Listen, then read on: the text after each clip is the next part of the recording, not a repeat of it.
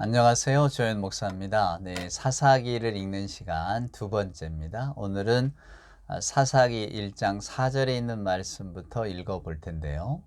1절에서 3절까지의 내용이 이렇습니다. 이제 그 가나안 땅에 들어간 이스라엘 족속이 계속해서 정복 전쟁을 해야 됩니다. 이제 헤렘이라고 하는 하나님의 명령이죠.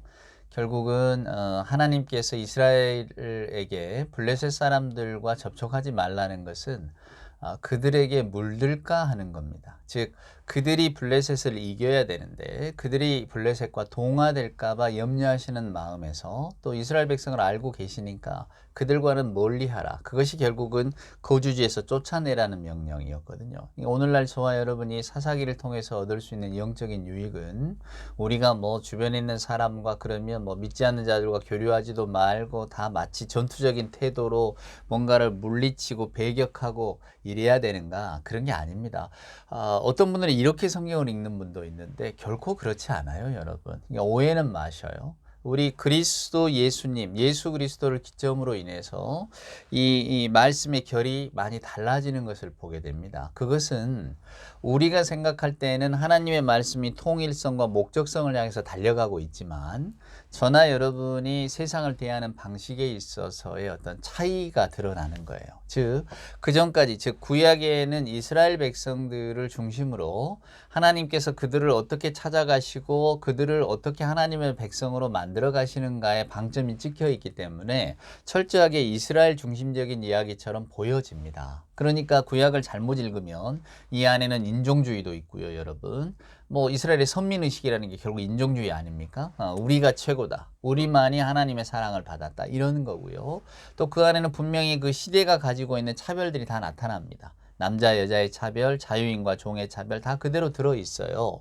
그러나 예수 그리스도 태초에 말씀이 계셨다라고 하는 그 예수 그리스도 안에서의 새로운 세상, 즉 그리스도가 이 땅에 오심으로 하나님께서 이제는 새로운 구원의 방식을 펼쳐 가시겠다고 우리들에게 들려주신 그 방식 속에서는 이런 것들이 다 무너지거든요. 그러니까 저나 여러분이 예수 믿는 사람으로 살아간다는 것은 예수 그리스도의 렌즈를 가지고 예수 그리스도의 안경을 가지고 세상과 나와 타인을 바라보자는 것이지 구약 성경에 등장하는 표면적인 어떤 내용을 가지고 보자는 건 아니에요. 그러니까 이런 걸 오해하시면 안 돼요.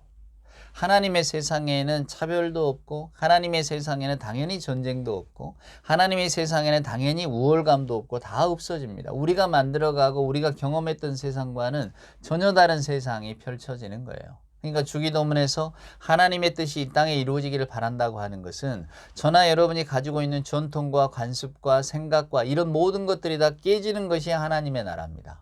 저희도 목사로 살지만은 저희가 가지고 있는 어려서 자란 습성이라든가 또 그가 가지고 있는 어떤 생각, 또 선입견, 또 그의 정서 이런 것들이 여러분 다 살아있지 않아요? 그러니까 말씀을 말씀대로 받아들이기에는 때때로는 아멘하는 부분도 있지만 또 때로는 야 이게 하나님의 말씀이니까 제가 받아들이려고 예했을 뿐이지 예했어야 되는 것이지 내가 정서적으로는 좀 이런 걸 받아들이기가 어렵습니다 라고 하는 부분들이 굉장히 많이 있다 그 말입니다, 여러분.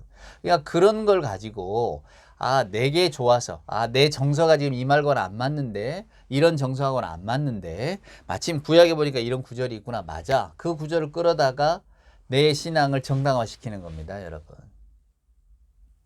이런 걸 경계하셔야 돼요. 그러니까 저나 여러분이 가지고 있는 정서적인 호불호를 떠나서 하나님이 진정으로 기뻐하시고 원하시는 게 무엇인가를 생각해야 한다는 겁니다. 그것이 성경이 가리키는 방식이에요.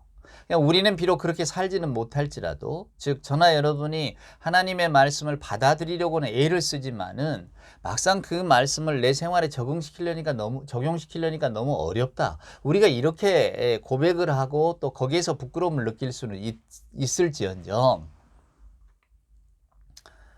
내 정서와 부합한 하나님의 말씀만이 진짜다.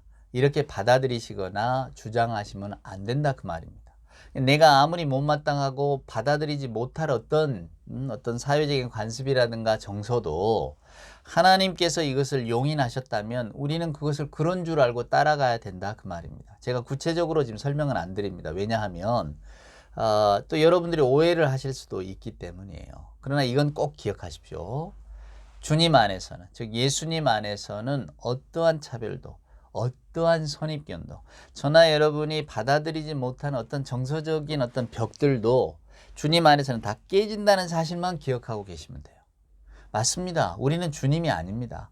그래서 그런 것들을 다 뛰어넘을 수가 없어요. 그러니까 예수를 믿으면서도 여전히 우리는 우리들의 관습과 또 우리들의 정서적인 판단을 따라서 살아갑니다.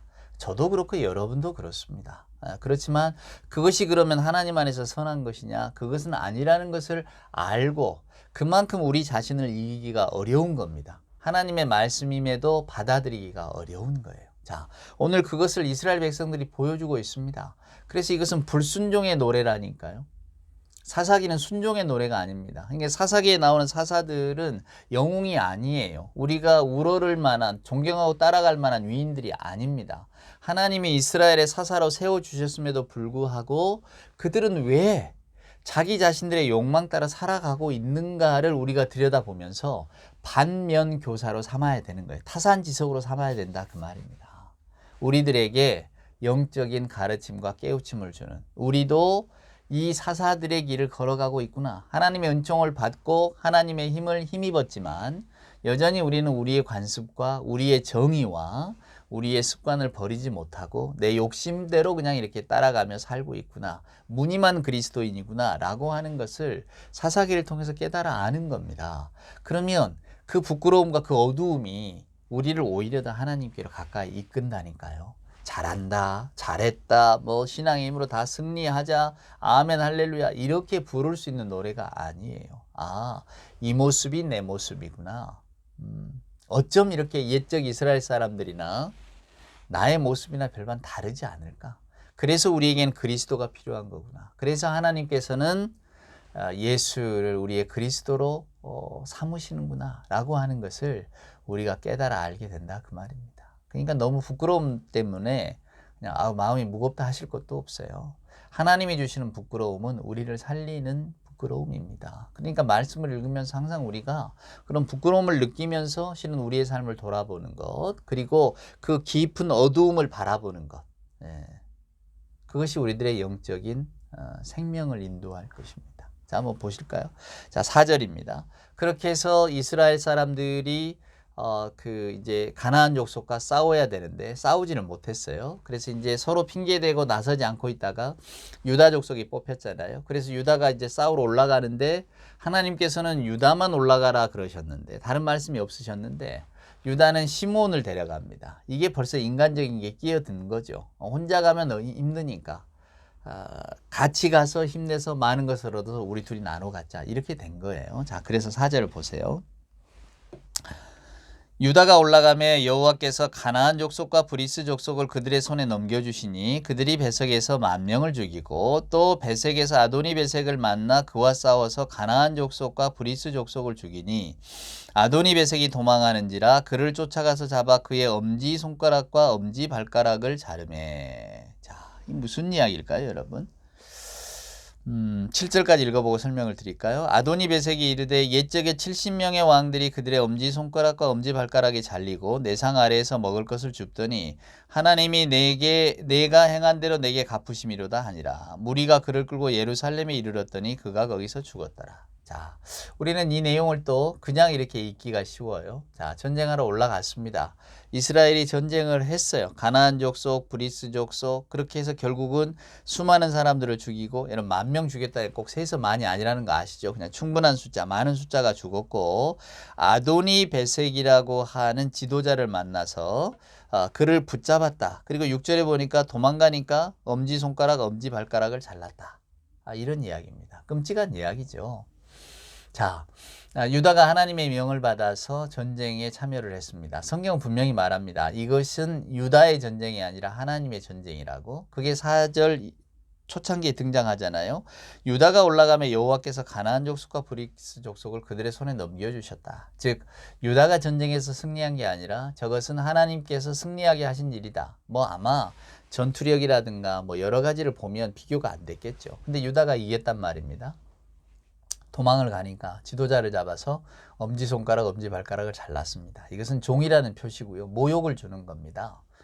너는 이제 왕으로서 권위를 잃었으니까 이제 우리에게 철저히 복종하라. 그런 의미에서 자르는 거예요. 이게 여러분 가나안의 풍습이었다고 합니다. 그러니까 왕은 살려두되 왕의 권위를 없애버리는 겁니다. 그리고 왕을 복종시킴으로써 그를 따르는 모든 족속들을 다 복종을 시키는 거죠. 자, 아도니베섹이 혼잣말로 이렇게 말합니다. 신세한탄을 하는 거겠죠. 내가 옛적에 70명의 왕들, 다 부족국가니까 조금 했을 겁니다. 70명의 족장들을 다 이렇게 잡아 죽였는데 오늘 내가 이런 꼴을 당하게 되는구나. 뭐 인생은 다 돌고 도는 것 아닌가, 이렇게 한탄을 했겠죠. 내가 행한 일을 그대로 받는 것 아닌가. 그러면서 이제 그가 예루살렘에 이르러서 죽습니다. 우리가 주목해야 할 것은 유다와 그의 어떤 그 장군들이, 전쟁에 나선 사람들이 오늘 이 아도니베섹의 엄지손가락 엄지발가락을 잘랐다는 데 있습니다. 왜 잘랐을까요? 가나안 풍습을 따라서 자른 겁니다. 네, 여러분 보세요. 전쟁은 가나안 풍습대로 한 게 아니라 하나님의 힘을 빌어서 이겼다고 성경은 기록하는데, 그 전쟁을 이긴 자들의 태도는 가나안의 풍습을 그대로 따라갑니다. 하나님은 가나안의 풍습을 따라가라고 말씀하신 적이 없어요. 근데 이들은 하나님의 명령을 어기고 따라갑니다. 여러분 구약성 이제 우리가 이 사사기를 쭉 읽습니다만은, 사사기를 읽어보면 이스라엘이 하나님의 뜻에 어긋나서 행하는 게 두 가지가 있습니다. 첫 번째는 타협하는 거예요. 이스라엘이 다른 족속들을 용납하는 겁니다. 받아들이는 거고, 이제 그 받아들임 속에는 뭐가 옵니까? 두 번째는 바알과 아세라가 따라옵니다.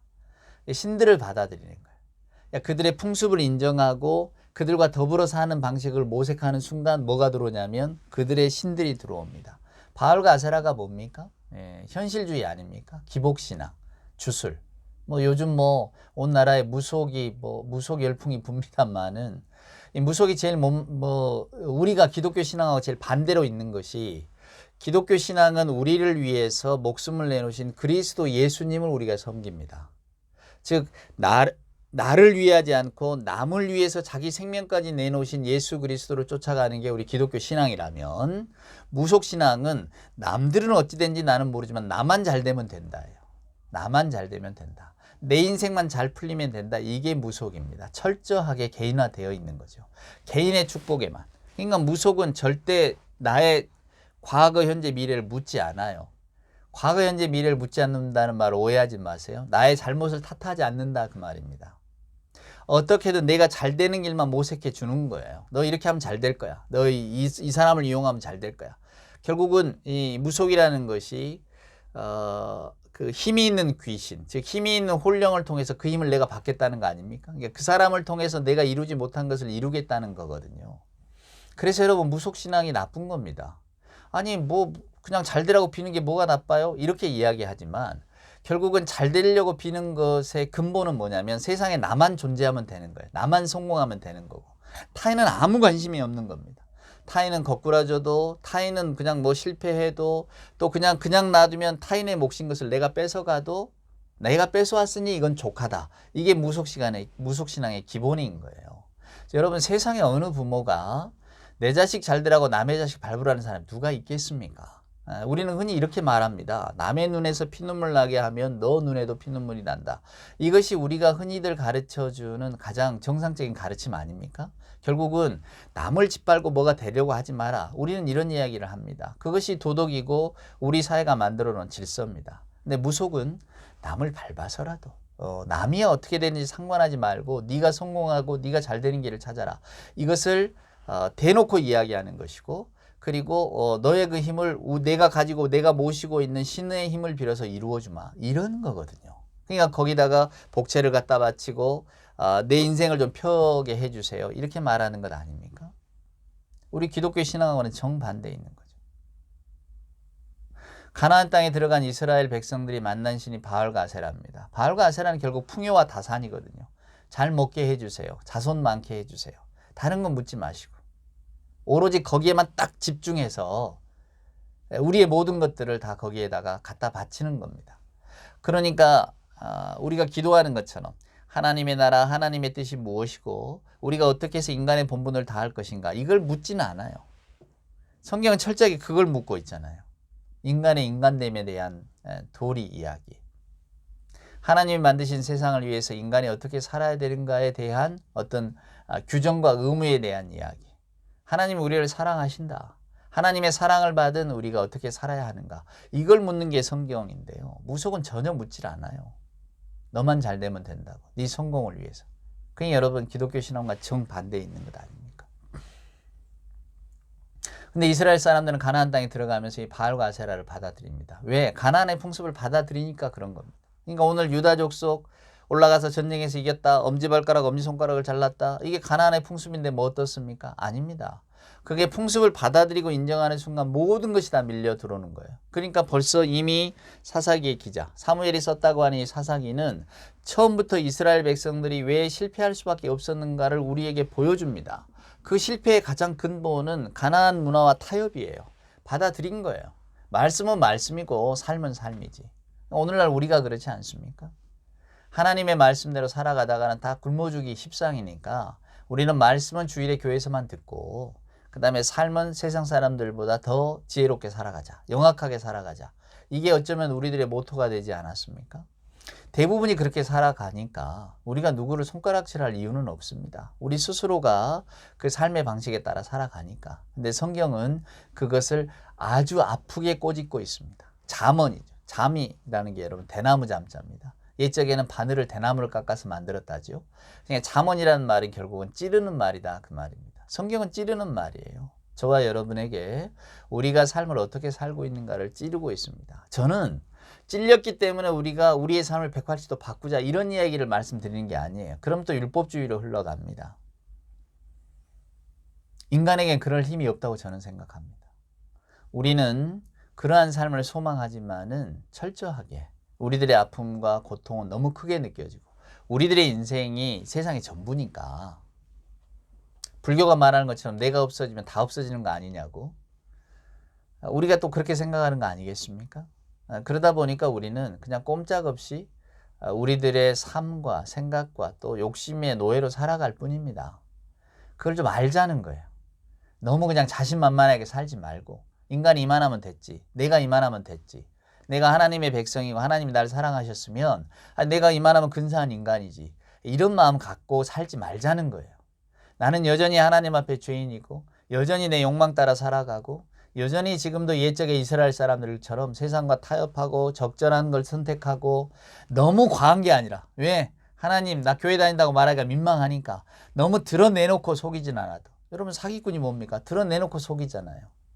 보이스피싱을 한다든가 뭔가를 이렇게 가짜를 만들어 판다든가 나는 대놓고 너를 속여서 빼앗겠다. 우리가 예수 믿는 사람은 차마 이렇게는 못할 줄 압니다. 그렇지만은 뭐 어쩔 수 없었어요. 뭐 다들 다 속이는데요. 뭐 저도 그냥 나만 아니라고 하면 세상이 바보가 되잖아요. 그러니까 뭐 저도 적당히 속이며 살아왔습니다. 저도 뭐 적당히 그런 것에 대처하며 살아왔습니다. 대부분의 우리는 거기에 서 있을 겁니다. 정치인들이 흔히 하는 말처럼 뭐 제가 세심하게 살폈어야 되는데 살피지 못해서 또 이렇게 말이나 하겠죠. 그건 다 우리 모두의 핑계 아닙니까? 내가 이럴 줄 알았더라면 조금 더 예수 믿는 사람처럼 살아볼 걸. 다 우리가 이렇게 말들을 하잖아요. 그러나 그런 말들을 한다고 해서 우리가 그렇게 살아갈 수 있는가? 저는 우리에게는 그런 능력은 없다고 생각합니다. 왜냐하면 저나 여러분이나 우리 모두에게는 나보다 더 중요한 건 없거든요.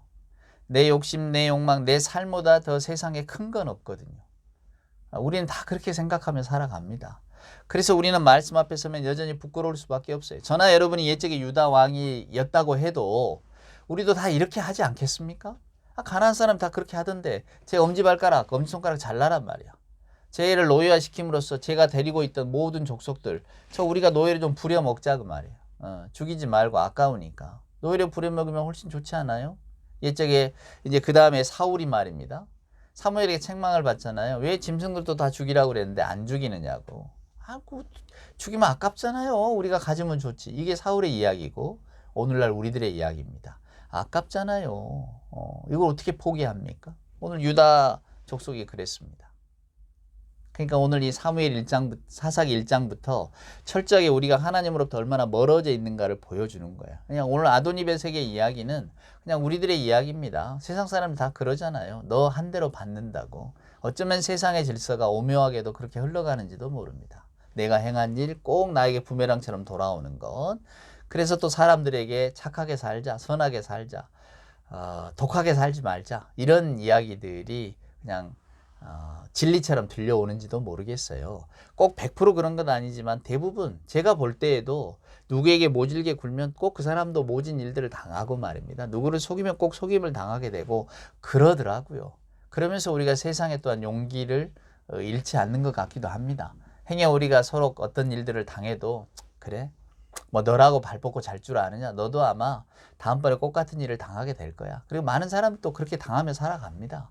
그러니까 어쩌면 세상은 그런 면에 있어서는 공정한지도 몰라요.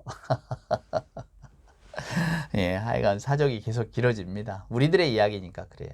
그래서 하여간 아도니 베섹이 그렇게 죽고 이제 유다는 그 정복 전쟁에서 승리를 하는 이야기입니다. 자, 8절에 보세요. 유다 자손이 예루살렘을 쳐서 점령하여 칼날로 치고 그 성을 불살랐으며 이제 전쟁의 이야기 계속 나옵니다. 그 후에 유다 자손이 내려가서 산지와 남방과 평지에 거주하는 가나안 족속과 싸웠고 유다가 또 거기 가서 헤브론에 거주하는 가나안 족속을 쳐서 세세와 아이만과 달메를 죽였더라. 헤르본의 본 이름은 기럇 아르바였더라.